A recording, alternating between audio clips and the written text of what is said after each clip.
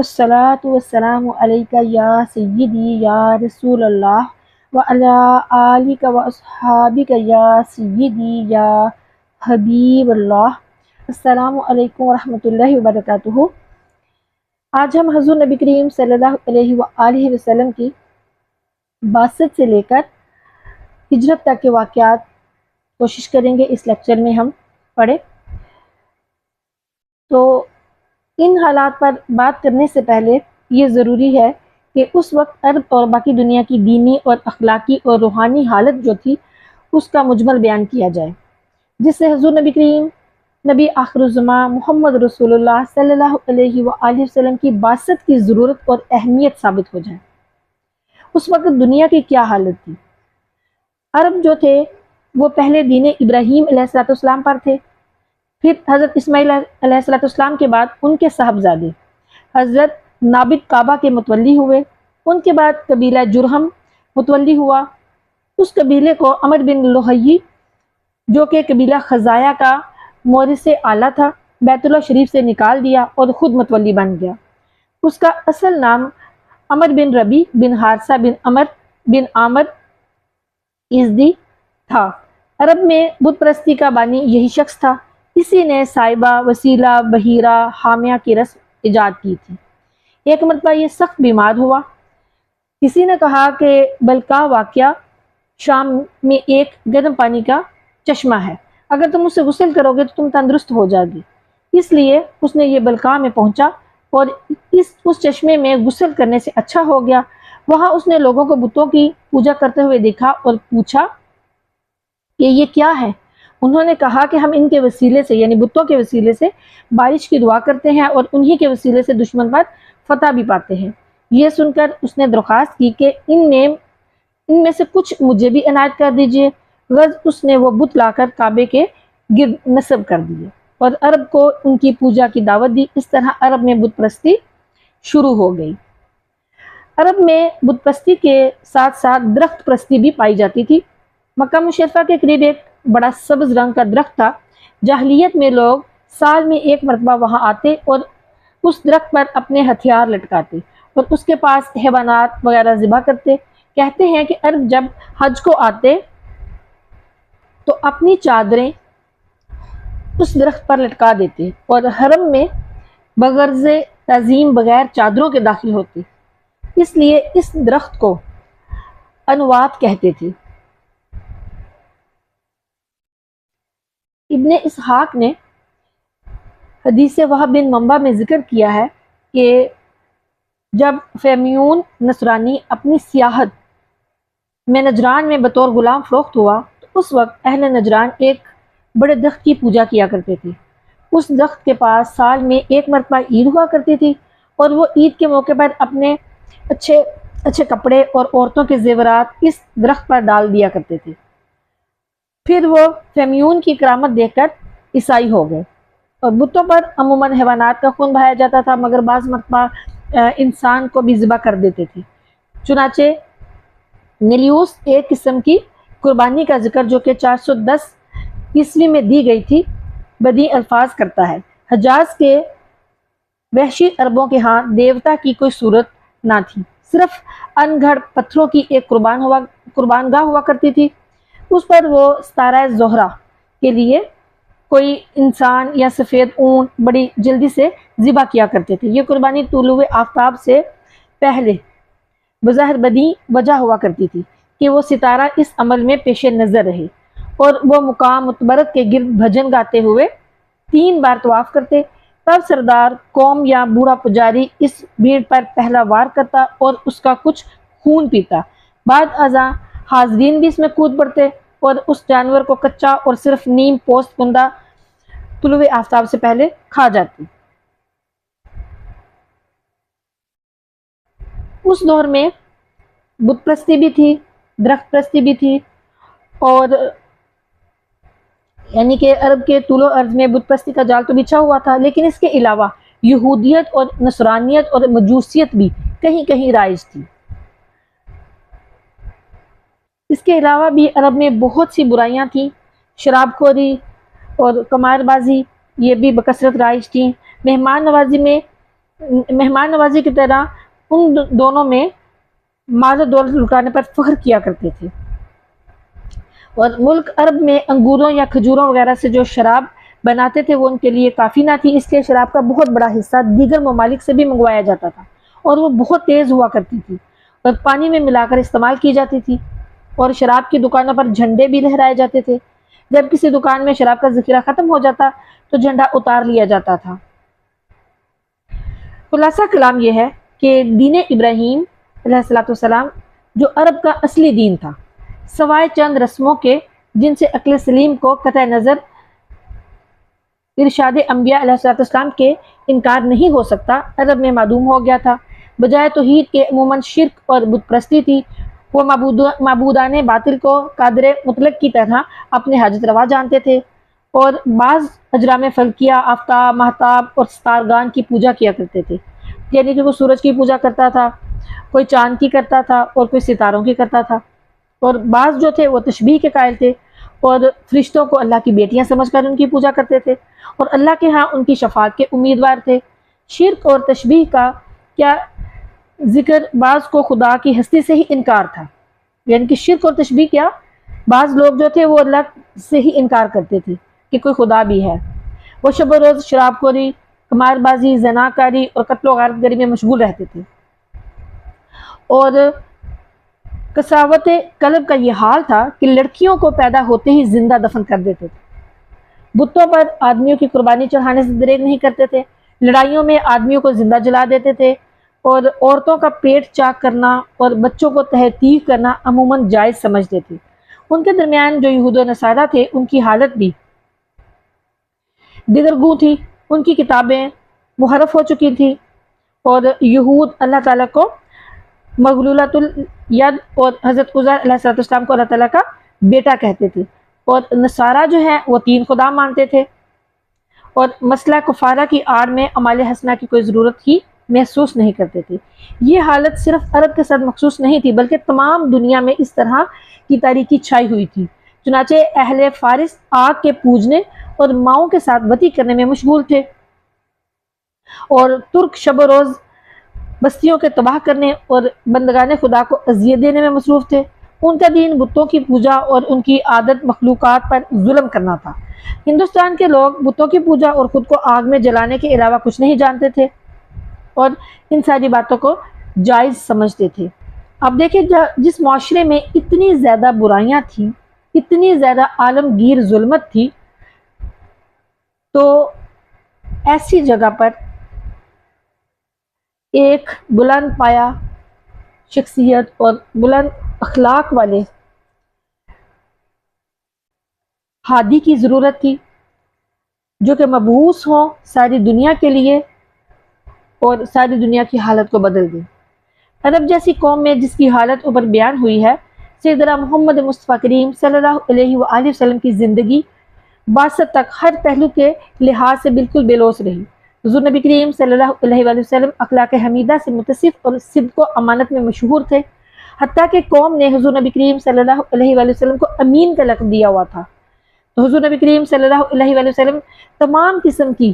لہو و لعب کی جو مجالس ہوتی تھی اس میں کبھی بھی شریک نہیں ہوئے۔ وہ افعال جاہلیت جن کی حضور نبی کریم صلی اللہ علیہ وآلہ وسلم کی شریعت میں ممانعت وارد ہے، حضور نبی کریم صلی اللہ علیہ وآلہ وسلم ان ساری باتوں کے کبھی بھی مرتکب نہیں ہوئے۔ جو جانور بتوں پر ذبح کیا جاتے ان کا گوشت حضور نبی کریم صلی اللہ علیہ وآلہ وسلم نے کبھی نہیں کھایا۔ فسانہ گوئی، شراب خوری، قمار بازی اور بت پرستی جو قوم میں عام شائع تھی، حضور نبی کریم صلی اللہ علیہ وآلہ وسلم کی ذات مبارکہ ان سب سے الگ رہی۔ سال میں ایک بار ماہ رمضان میں کوہ ہیرا میں جو مکہ مشرفہ سے 3 میل کے فاصلے پر مینا کو جاتے ہوئے بائیں طرف کو ہے، حضور نبی کریم صلی اللہ علیہ وآلہ وسلم وہاں پر اعتکاف فرمایا کرتے اور وہاں ذکر و فکر میں مشغول رہتے۔ چنانچہ راتوں کا توشہ ساتھ لے جاتے، وہ ختم ہو چکتا تو پھر گھر تشریف لاتے اور پھر اسی قدر توشہ لے کر غار ہیرا میں جا کر متکف ہو جاتے، اور حضور نبی کریم صلی اللہ علیہ وآلہ وسلم پر جو پہلی وحی نازل ہوئی وہ بھی غار ہیرا میں ہوئی۔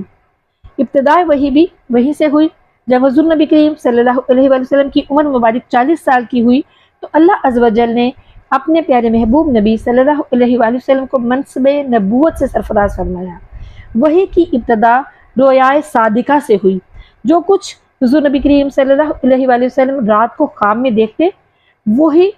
اسی طرح ظہور میں آتا۔ 6 ماہ تک اسی طرح چلتا رہا سلسلہ۔ پھر ایک روز حضور نبی کریم صلی اللہ علیہ وآلہ وسلم حسب معمول غار حرا میں مراقب تھے کہ فرشتہ حضرت جبریل علیہ السلام حضور نبی کریم صلی اللہ علیہ وآلہ وسلم کے پاس تشریف لائے اور انہوں نے حضور نبی پاک صلی اللہ علیہ وآلہ وسلم سے کہا اقرا، پڑھو۔ حضور نبی کریم صلی اللہ علیہ وآلہ وسلم نے فرمایا ما انا بقاری، کہ میں پڑھا ہوا نہیں ہوں۔ تو حضور نبی کریم صلی اللہ علیہ وآلہ وسلم کا بیان ہے کہ اس پر فرشتے نے مجھے پکڑ کر بھینچا یہاں تک کہ وہ مجھ سے غایت وسیع اور طاقت کو پہنچا، پھر مجھے چھوڑ دیا اور کہا اقرا۔ میں نے کہا ما انا بقاری، اس پر اس نے مجھے پکڑ کر دوسری بار بھینچا یہاں تک کہ وہ مجھ سے غایت وسع و طاقت کو پہنچا، پھر اس نے مجھے چھوڑ دیا اور پھر کہا، یعنی تیسری مرتبہ پھر کہا اقرا۔ میں نے پھر کہا، یعنی حضور نبی کریم صلی اللہ علیہ وآلہ وسلم فرماتے ہیں کہ میں نے پھر کہا کہ ما انا بقاری، پس اس نے مجھے پکڑ کر بھینچا یہاں تک کہ وہ مجھ سے غایت وسع اور طاقت کو پہنچا، پھر اس نے مجھے چھوڑ دیا اور پھر اس نے مجھ سے کہا۔ سورہ الگ کی آیات یہیں پہ نازل ہوئی اور وہ آیات تھیں اقرأ بسم ربک الذی خلق خلق الانسان من علق اقرأ وربک الاکرم الذی علم بالقلم علم الانسان ما لم یعلم۔ اس کا ترجمہ ہے کہ پڑھیے اپنے رب کے نام سے جس نے پیدا کیا، آدمی کو خون کی پھٹک سے بنایا۔ پڑھیے اور آپ صلی اللہ علیہ وآلہ وسلم کا رب ہی سب سے بڑا کریم ہے جس نے قلم سے لکھنا سکھایا اور آدمی کو وہ سکھایا جو وہ نہیں جانتا تھا۔ یہ وہ آیات تھیں جو کہ نازل ہوئیں۔ یہ ساری آیات پڑھ کر حضور نبی کریم صلی اللہ علیہ وآلہ وسلم اپنے گھر تشریف لائے اور سیدتنا خدیجۃ الکبریٰ رضی اللہ تعالی عنہا سے سارا واقعہ بیان کیا۔ وہ آپ صلی اللہ علیہ وآلہ وسلم کو اپنے چچیرے بھائی ورقہ بن نوفل کے پاس لے گئیں جو عیسائی کے اور توریت اور انجیل کے ماہر تھے، یعنی عالم تھے۔ تو انہوں نے یہ ماجرا سن کر کہا یہ تو وہی ہیں،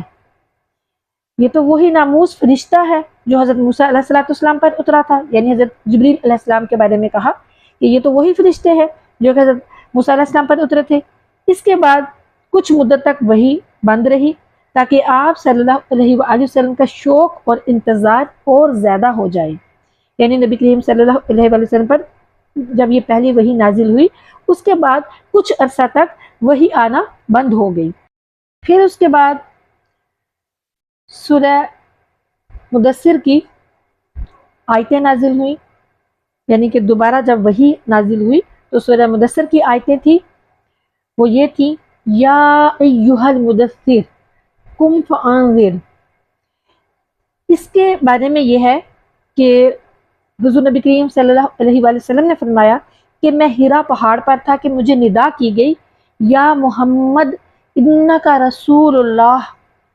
تو حضور نبی کریم صلی اللہ علیہ وآلہ وسلم فرماتے ہیں کہ میں نے اپنے دائیں بائیں دیکھا تو کچھ نہ پایا، اور جب اوپر دیکھا تو ایک شخص یعنی وہی فرشتہ جس نے ندا کی تھی آسمان اور زمین کے درمیان بیٹھا ہے۔ یہ دیکھ کر مجھ پر رعب طاری ہوا اور میں سیدتنا خدیجۃ الکبریٰ رضی اللہ تعالی عنہا کے پاس آیا اور میں نے انہیں کہا کہ مجھے چادر اڑھاؤ، تو انہوں نے چادر اڑھا دی۔ اس کے بعد حضرت جبریل علیہ السلام آئے اور انہوں نے کہا یا ایھا المدثر، اے چادر اوڑھنے والے، قم فانذر، کھڑے ہو جائیے، یعنی کہ اے چادر اوڑھنے والے محبوب نبی صلی اللہ علیہ وآلہ وسلم، آپ صلی اللہ علیہ وآلہ وسلم اپنی خواب گاہ سے کھڑے ہو جائیں،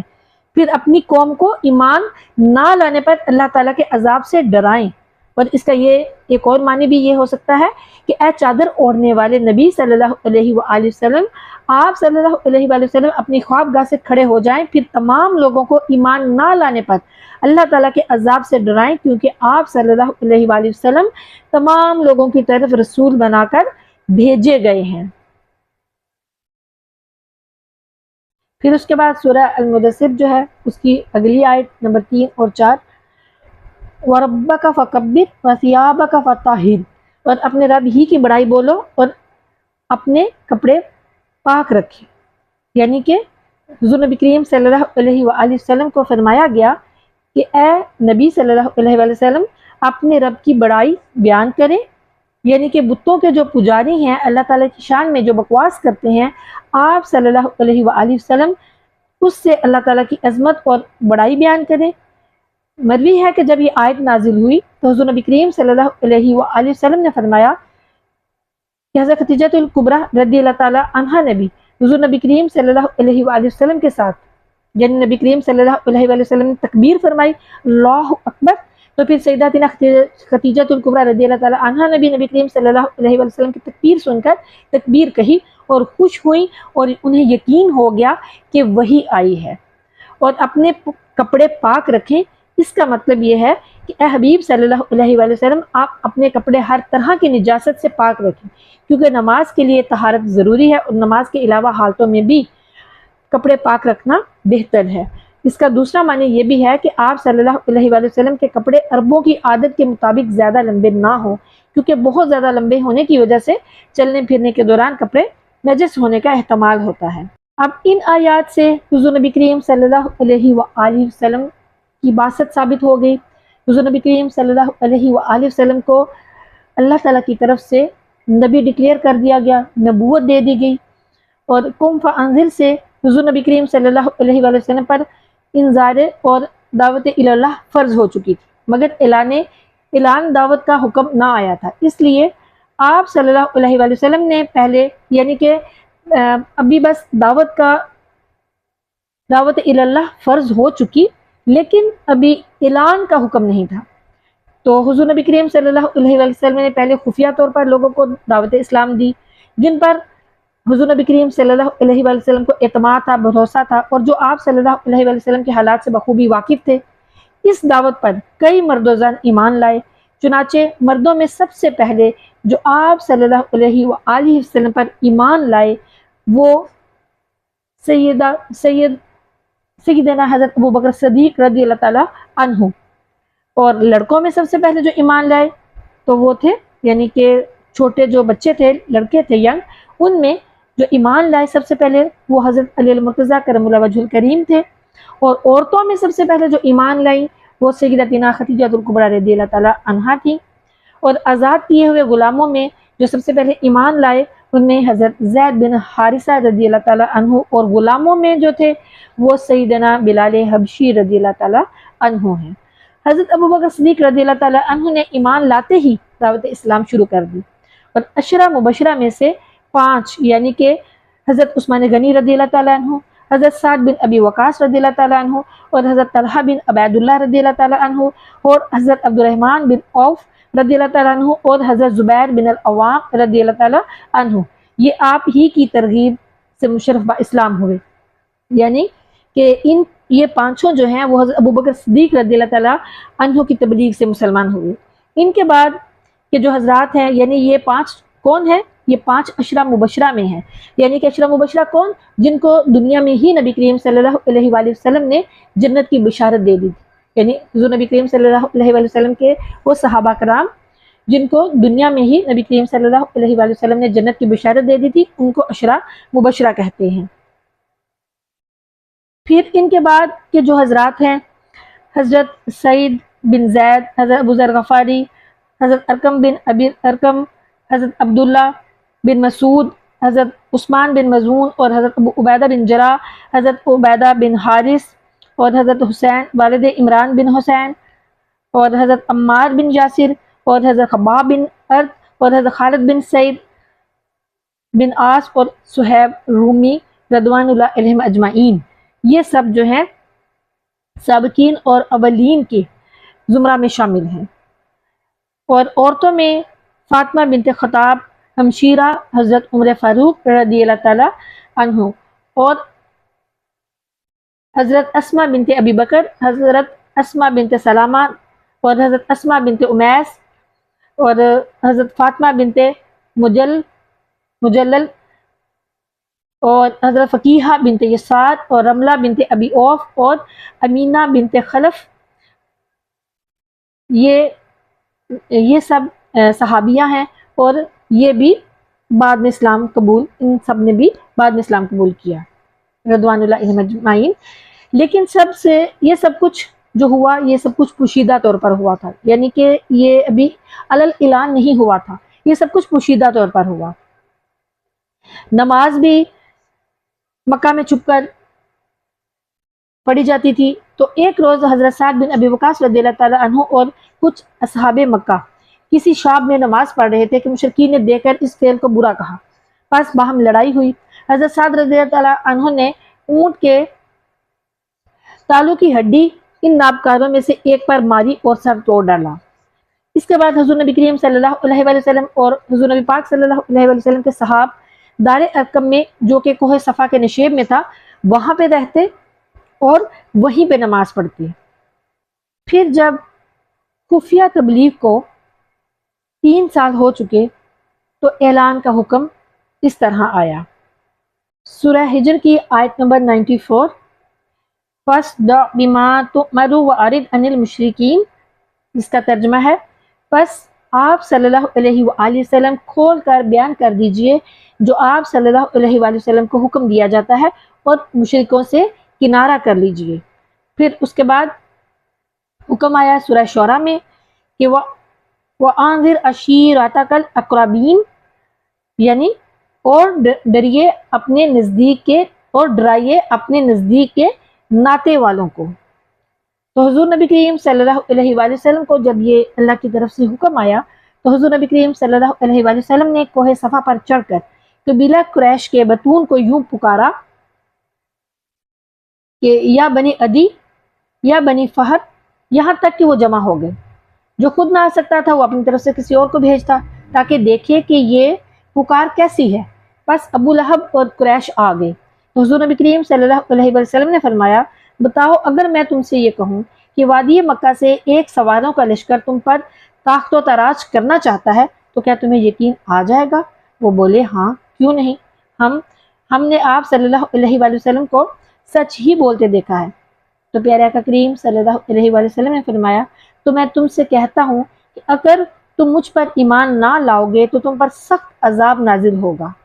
اس پر ابو لہب بولا کہ آپ پر آئندہ ہمیشہ ہلاک اور زیان ہو، کیا اس کے لیے ہمیں جمع کیا ہے؟ یعنی اس نے نبی کریم صلی اللہ علیہ وآلہ وسلم کے بارے میں ان کی شان میں کچھ غلط زبان استعمال کی۔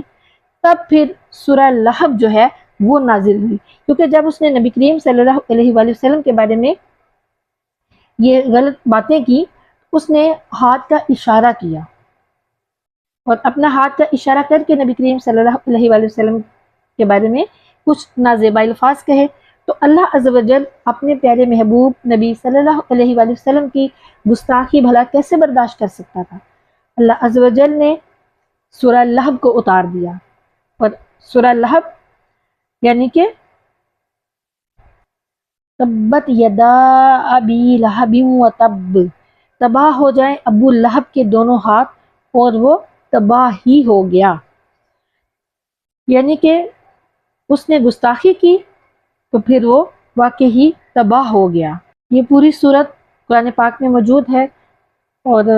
آپ لوگ ضرور اس کو پڑھیے گا، اس کی تفسیر بھی پڑھیے گا تاکہ آپ کو اس کی سمجھ آ جائے گی کہ نبی کریم صلی اللہ علیہ وآلہ وسلم کی شان میں گستاخی کرنے والوں کا کیا انجام ہوتا ہے۔ چلتے ہیں ٹاپک کی طرف۔ جب نبی کریم صلی اللہ علیہ وآلہ وسلم نے اعلان دعوت کیا اور بت پرستی کی علانیہ مذمت کرنی شروع کر دی تو سرداران قریش،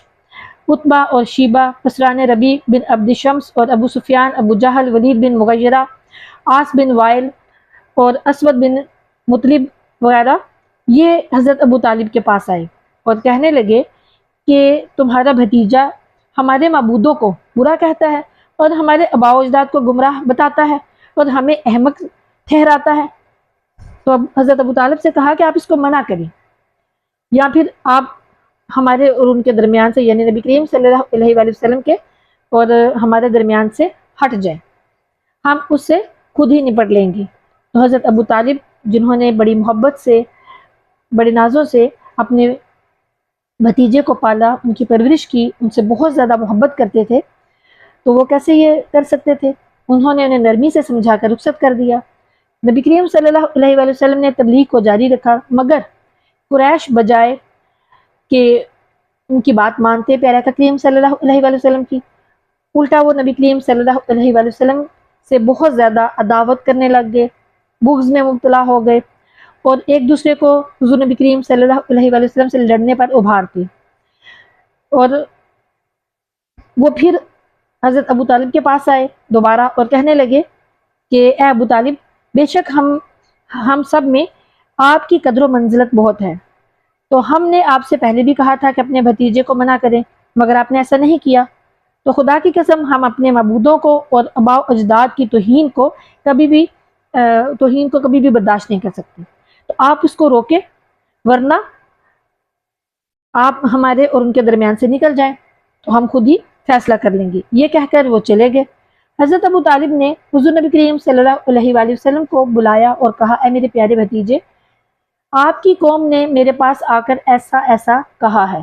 تو آپ اپنے آپ پر اور مجھ پر رحم فرمائیے اور مجھے اور تکلیف نہ دیجیے۔